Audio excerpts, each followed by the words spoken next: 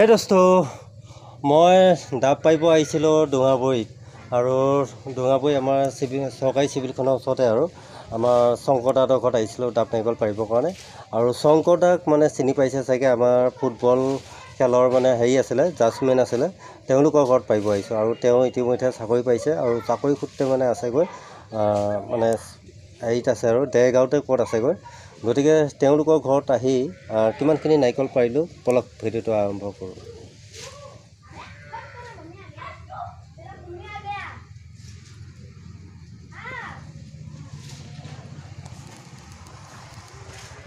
এইখিনি পাৰিলোঁ তেওঁলোকৰ ঘৰত নাৰিকলখিনি। এইজোপা এজোপা আৰু এইজোপা 3জোপা আৰু এইজোপা 4জোপা আৰু এইজোপা 5জোপা। এই 5জোপা গছৰ পৰা পাৰিলোঁ। গতিকে মই আইডিয়া কৰিছিলোঁ প্ৰায় 200মান হ'ব বুলি। এতিয়া আমাৰ আইডিয়াত মানে 5টা কমিলে ন দাদা? আইডিয়াটো কিবা বেয়া হৈছে নেকি বাৰু? আৰু এতিয়া তেওঁলোকৰ মানে মাক পইচাটো দিব লাগিব আৰু দাদা আছে, আৰু দাদা আগতে আমি ধুনীয়াকৈ মালখিনি গণিলোঁ। আৰু এই ভাইটিও মোকো ধুনীয়াকৈ হেল্প কৰি দিলে গোটেইখিনি। গতিকে ভাইটিকো ধন্যবাদ দিব লাগিব আৰু ধুনীয়াকৈ পইচা পাতি দি লৈ যাওঁগৈ আৰু কিনিছোঁ কিমানকৈ জানে? 600 টকা কৰি, মানে 60 টকা যোৰা, 600 টকা কৰি। আৰু তাতে আকৌ মানে আছে আৰু কিবা কিবি খৰচা, পাৰা খৰচা কিবা, এইবিলাকতো জানেই আপোনালোকে। গতিকে এয়া পইচা মই দি দিওঁ ধুনীয়াকৈ।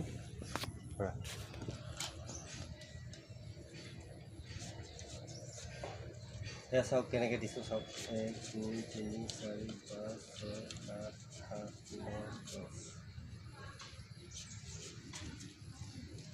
দেখিছে? হিচাপত মানে কিমান হ'ল? 5,850 টকা হ'ল। আৰু দাদাক ফোন কৰোঁতে ক'লে কি কিবা এটা লগাই দিবা, কিবা এটা লগাই দিছোঁ আৰু। তাতে আকৌ আপোনালোকে দামটো কৰি থাকে, ভাইটি ইমানহে লোৱা কিমানহে লোৱা, এয়া দেখিছে নহয়। আৰু দাদা ক'ৰ বেপাৰী আছিলে বোলে? 40 টকাকৈ দিছিলে। তেলাহী, এয়া চাওক দেখিছে? তেলাহী ছাইডৰ বেপাৰী আহিছিলে। গতিকে পাৰ পিচ 40 টকাকৈ দি থৈ গৈছে। আৰু পাৰ পিচ যদি ইয়াৰ পৰাই 40 টকা লৈ যায়, তেতিয়াহ'লে তেওঁলোকে কিমান ৰেটত বেছি কৰিব চাওক। আৰু আপোনালোকক যদি এটা ডাবৰ দাম 50 টকা বিচাৰোঁ, আপোনালোকে দিব নোখোজে। আৰু তাৰ মাজতে কিমানকেইটা বেয়াও হয়। আৰু এইকেইটা চাওক, ইমান ধুনীয়া ডাব দেখিছে, ইমান ধুনীয়া ডাব, আৰু তাৰ মাজতে বেয়াও হৈছে চাওক। এনেকৈ বহুত ওলায়।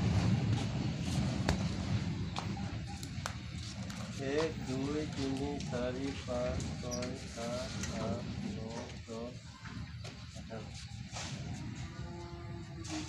11 দাদাক দিছোঁ। আৰু ফেচবুকৰ পইচা নহয় কিন্তু, আপোনালোকে নাভাবিব।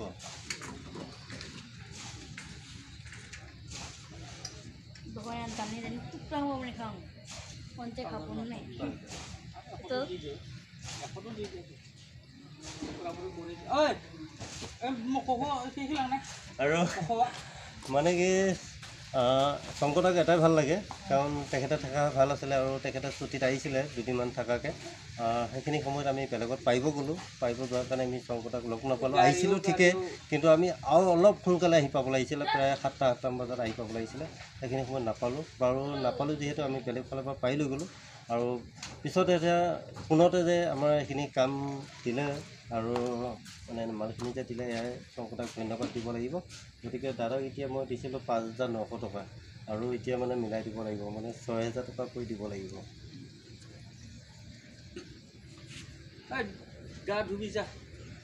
কাৰণ মানুহৰ খোজ ৰখাটোৱে মেইন। গতিকে মনত যদি অলপ দুখ থাকে, হয়নে নহয় বাৰু? এতিয়া 100 টকা লগাই দিছোঁ, মানে কি 150 টকাই লগাই দিলোঁ। আৰু যদি শংকৰদা ভিডিঅ'টো চাই আছে, তেতিয়াহ'লে আপোনাৰ হিচাপ মতে 5,850 টকা হয়। গতিকে এতিয়া 150 টকা এটা লগাই দিছোঁ, পুৰাপুৰি কৰি 6,000 টকা দিছোঁ। গতিকে আৰু আপুনি এই ভিডিঅ'টো শ্বেয়াৰ কৰিব।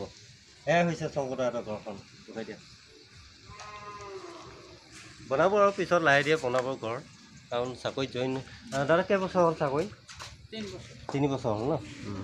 বনাব আৰু পিছত লাহে ধীৰে। Thank you. আৰু আজিলৈ বাই বাই।